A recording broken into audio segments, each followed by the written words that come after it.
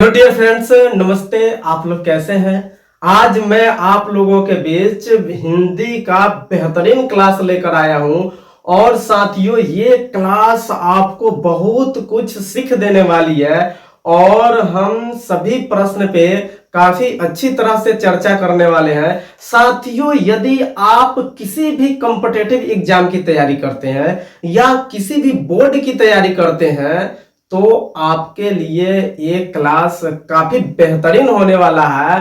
साथियों, हिंदी की मैं एक एक प्रश्नों पे चर्चा करने वाला हूं और उसके ऑप्शन पे भी चर्चा करने वाले हैं। साथियों, इसमें बहुत से ऐसे प्रश्न हैं जो आपका डाउट क्लियर करने वाला है। आप इससे पहले इस प्रश्न को देखे होंगे, सिर्फ रटे होंगे, लेकिन आज के बाद इस प्रश्न को आपको रटना नहीं होगा। और साथियों, रटे हुए जो प्रश्न होते हैं जिसका आंसर हम रट कर याद करते हैं तो उसमें कोई लॉजिक नहीं होता है। और कभी कभी होता क्या है कि हम असमंजस में पड़ते हैं और जो सही रहता है उसको गलत मार बैठते हैं। तो ये क्या है? रटना है।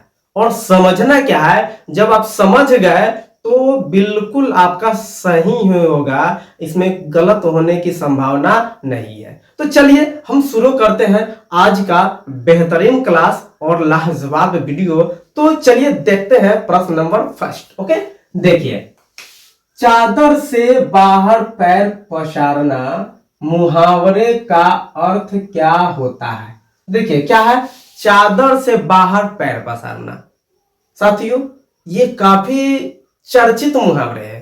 चादर से बाहर पैर पसारना मुहावरे का अर्थ क्या है?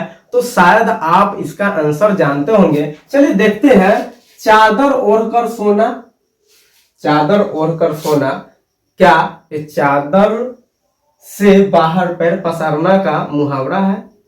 क्या इसका अर्थ है? नहीं, ये इसका अर्थ नहीं है। ओके, चादर से पैर ढकना, क्या चादर से पैर ढकना चादर से बाहर पैर पसारना का मुहावरे है? नहीं, बिल्कुल ये भी नहीं है। फिर कंजूस होना, पसारना का अर्थ ये नहीं होता है कंजूस होना। चादर से बाहर पैर पसारना का अर्थ होता है कि आय से अधिक व्यय करना, यानी आप जितना कमाते हैं, ओके, उससे अधिक खर्च करेंगे। तो कहा गया है कि तेते पैर पसारिए जेते लंबे शौर, तेते पैर पसारिए जेते लंबी शौर, यानी आप उतना ही पैर पसारिए जितनी लंबी आपकी चादर हो। कहने का अर्थ है कि आप आय के अनुसार ही व्यय करें। ये नहीं कि आप 500 रुपया कमाते हैं और 1000 रुपये खर्च करते हैं तो साथियों आप कर्ज के बोझ से दब जाएंगे और आप कभी उन्नति नहीं कर पाएंगे।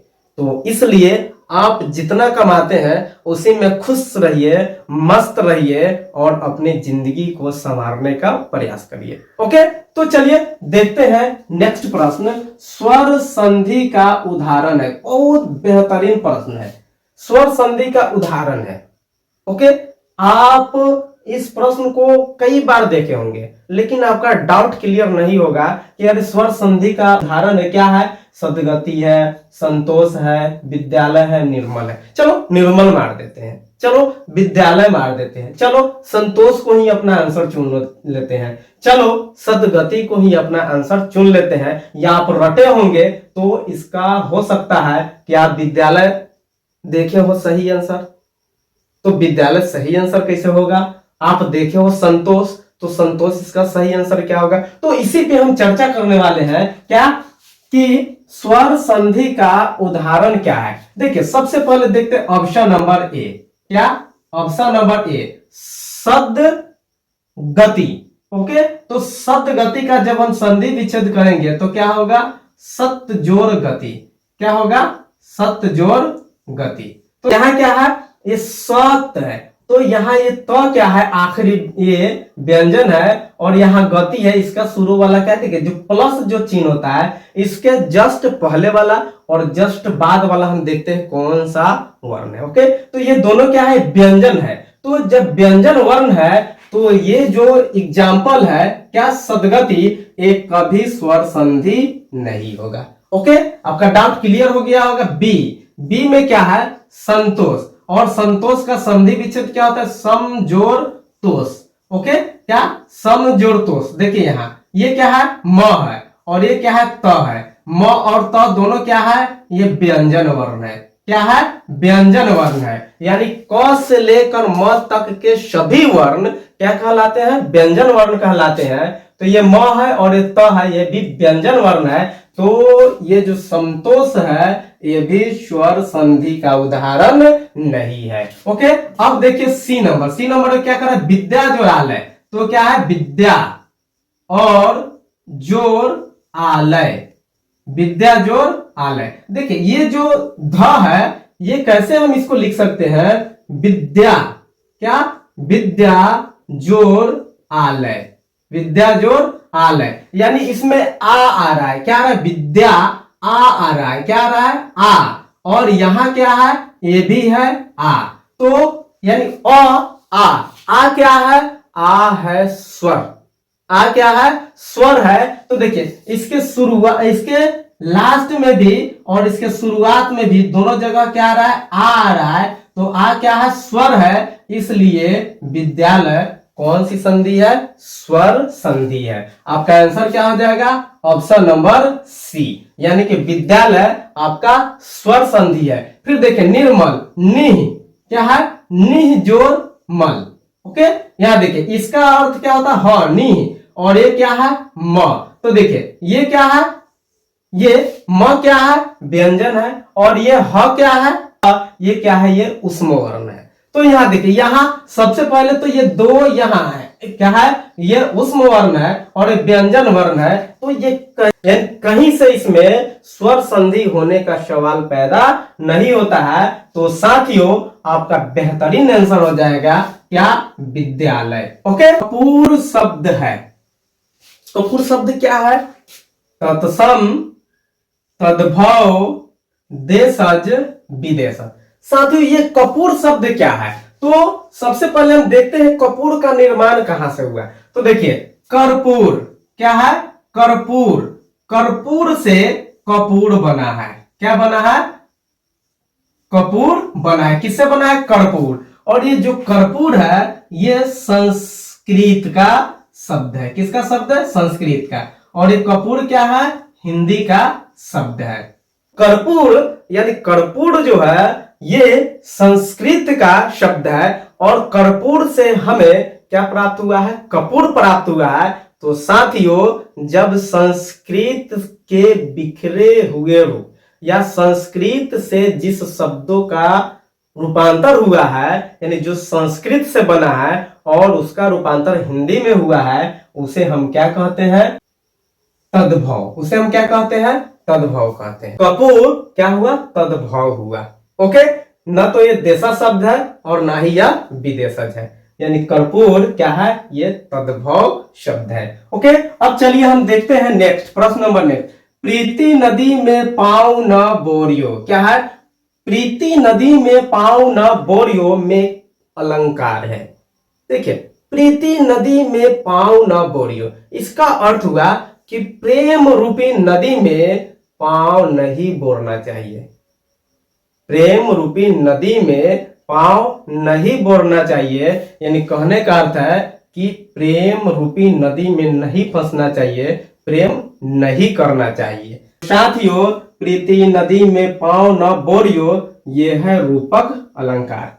ये कौन सा अलंकार है, रूपक अलंकार है। ओके, अब चलिए प्रश्न नंबर नेक्स्ट। रहीमन पानी राखिए, बिन पानी सब शून, पानी गए न उबरे, मोती मानुष चून। प्रस्तुत काव्य में शब्द शक्ति है, बहुत बेहतरीन प्रश्न है।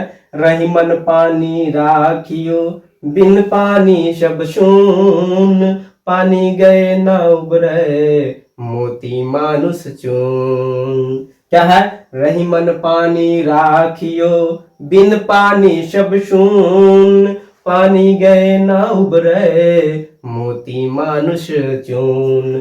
प्रस्तुत काव्य में शब्द शक्ति है, यानी ये जो प्रस्तुत काव्य है इसमें कौन सी सब शक्ति है?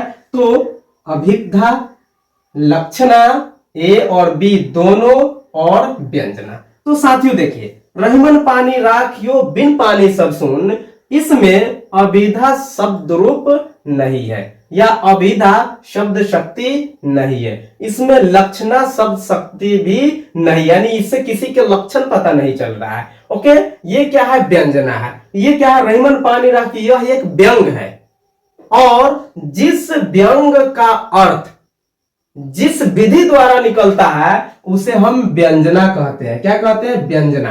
तो रहीमन पानी राखियो में व्यंजना शब्द शक्ति है। आपका आंसर क्या हो जाएगा? ऑप्शन नंबर डी, व्यंजना। ओके, फिर चलिए प्रश्न नंबर 6, पुल्लिंग स्त्रीलिंग के जोड़े में कौन सा जोड़ा सही है? क्या? पुल्लिंग स्त्रीलिंग, यानी आपको यहां मिलेंगे पुल्लिंग और दूसरा क्या? स्त्रीलिंग। इसमें सही शब्द यानी शब्द जोड़ा हमें ढूंढना है। तो क्या है? दाता, दाता के दानी। देखिए ये क्या है? दाता है, और दूसरा क्या है? दानी है। ये दाता से मेल नहीं खाता है।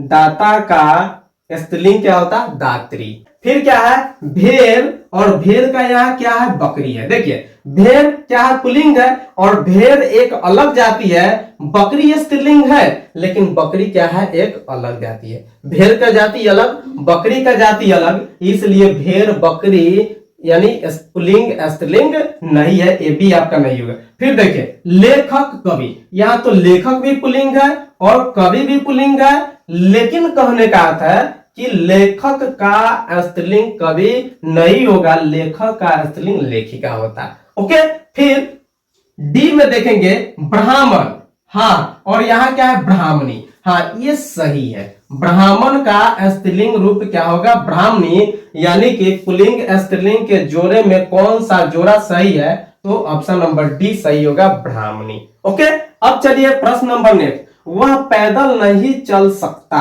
वाक्य में कौन सा वाच्य है? वह पैदल नहीं चल सकता, वाक्य में कौन सा वाच्य है? आपके बीच ऑप्शन है भाववाच्य, कर्मवाच्य, क्रियावाच्य, कर्तृवाच्य। तो देखिए क्या है? भाववाच्य, वह पैदल नहीं चल सकता। क्या इसमें कोई भाव उत्पन्न हो रहा है? नहीं, बिल्कुल नहीं। फिर वह पैदल नहीं चल सकता, इसमें कर्मवाच्य है? नहीं, ये भी नहीं। क्या वह पैदल नहीं चल सकता, इसमें क्रियावाच्य है? नहीं। क्या वह पैदल नहीं चल सकता में कर्तृवाच्य है? हाँ, यहाँ कौन सा वाच्य है? यहाँ कर्तृवाच्य है, और आपका आंसर क्या हो जाएगा? ऑप्शन नंबर डी, यानी वह पैदल नहीं चल सकता में कर्तृवाच्य है। ओके, अब चलिए हम देखते हैं प्रश्न नंबर आखिरी, चतुर्भुज में कौन सा समास है? चतुर्भुज का अर्थ होता है चार भुजा, चार भुजाओं वाले, अर्थात चार भुजाओं वाले कौन है? तो ये है ब्रह्मा। कौन है? ब्रह्मा। ब्रह्मा के पास कितने भुजा है जी? ब्रह्मा के पास चार भुजा है। तो ये होगा क्या? बहुव्रीहि समास। क्या होगा? बहुव्रीहि समास। ओके, अब एक ध्यान देने वाली बात है, यहाँ क्या है? चतुर्भुज, सेम चतुर्भुज, और चतुर्भुज में यदि यहां से आपका बहुव्रीहि हटा देता और यहां दे देता क्या? द्विगु समास। क्या दे देता? द्विगु समास। तो आप अपना आंसर क्या ढूंढते?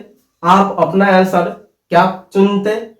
तो साथियों ये ध्यान देने वाली बात है, चतुर्भुज तो यहाँ क्या है? चार, चार एक डिजिट है, एक नंबर है, एक संख्या है, तो संख्या पूर्वे द्विगु, यानी जिस समासिक शब्द का पहला पद संख्यावाचक हो वह क्या कहलाता है? द्विगु समास कहलाता है। तो यहां आपका होता द्विगु समास। ओके, कब? जब यहां बहुव्रीहि ऑप्शन न होता और द्विगु ऑप्शन होता, तो चतुर्भुज में कौन सा समास है? इसका आंसर होता द्विगु समास।